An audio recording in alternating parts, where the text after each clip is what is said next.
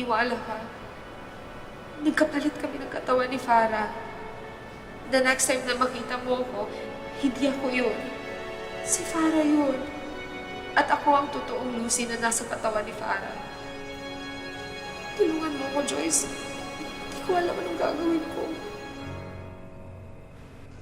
Dahil sa TLC, Lucy, yan ang unang bulaklak ni Vida. Ang ganda, di ba? Oo, ganda na. Gusto mo bang kumuha tayo ng remembrance? O sige. Itago natin to bilang remembrance ang unang pamumulaklak ni Vita. Tinago mo lang yung panyong binalik ko sa'yo. Hindi mo ginamit. Gusto ko kasi sana isave yung amoy mo na nasa panyo kaso wala na.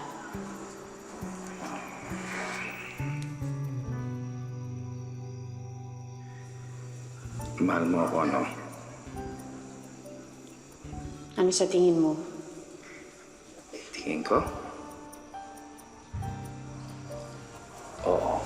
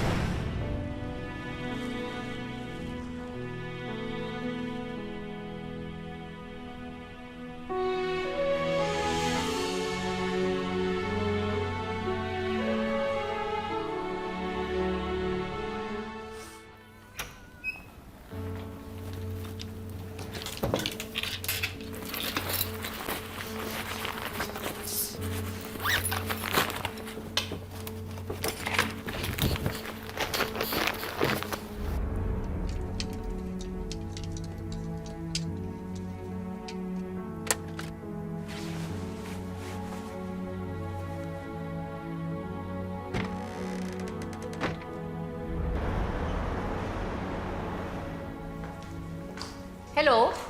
May update na ba kay Farah Rigor? O sige, salamat.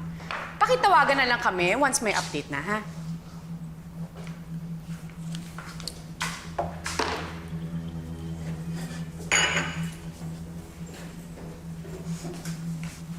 Love!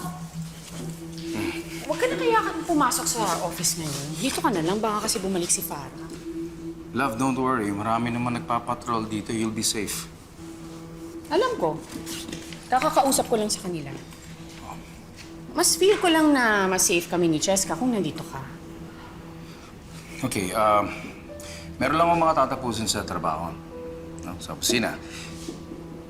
Babalik ako kagad pagkatapos nun. Sige, basta umuwi ka kagad ha, once tapos mo na yun. Sige na, I have to go para makabalik ako kagad.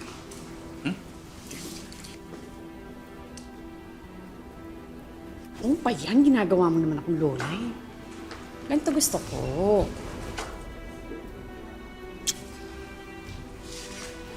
Gusto mo pa? No, sige, I have to go. I'm late. Okay? Mamaya.